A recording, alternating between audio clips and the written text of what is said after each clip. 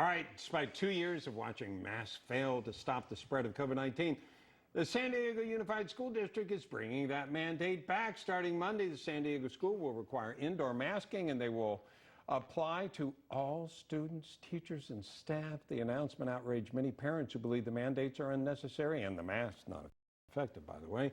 Let's bring in our panel to react. Chief Strategy Officer for Young Americans for Liberty, Brendan Stenhauser, and Project 21 member Whitley Yates. Whitley, I'll start with you.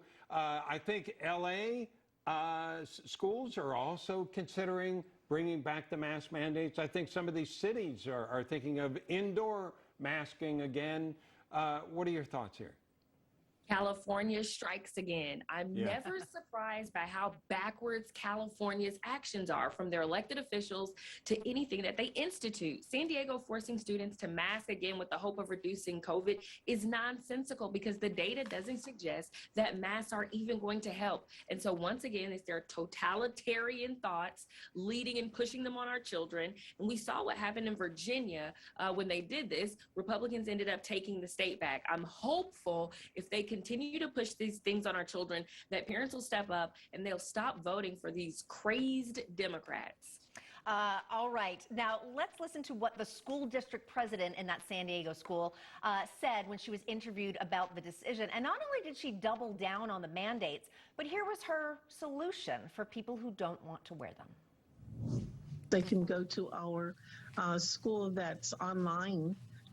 They can opt not to return to the regular school, but to go to the school where they don't have to go to school at all other than via Zoom.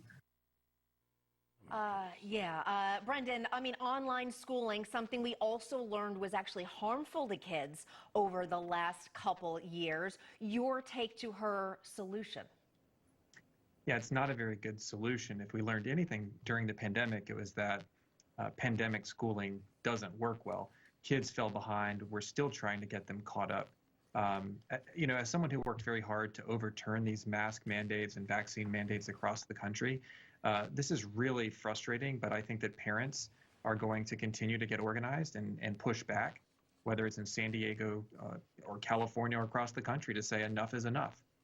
We're really proud of the work that we've done at Young Americans for Liberty to fight back against this nonsense and to point out the science actually says these mask mandates don't actually work. And I just think this is, to Whitley's point, this is going to hurt the Democrats in fall elections. And of course, it's not news by now to almost anyone that President Biden has come down with COVID. And we wanted to tell you the statement that was released by former President Trump about Joe Biden's COVID status.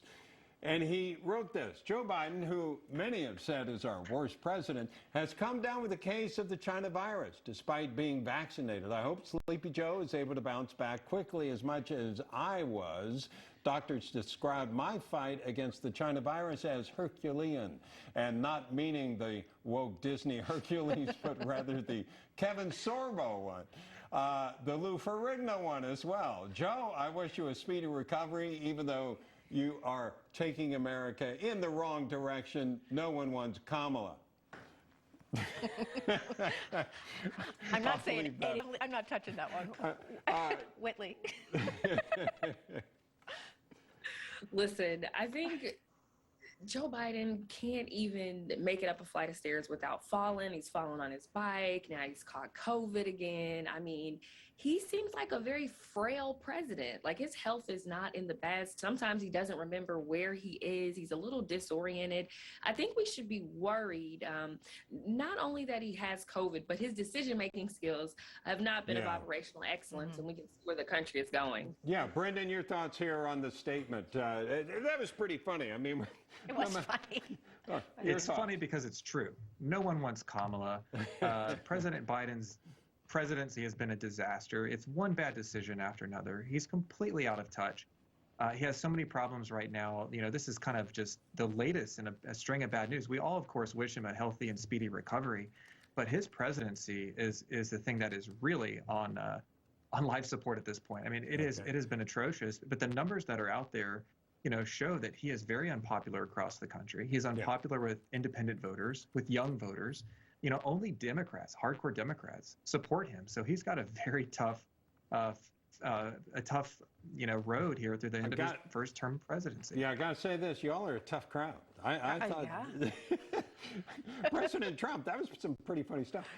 Brennan and Whitley, stick around if you will. We want to take a break.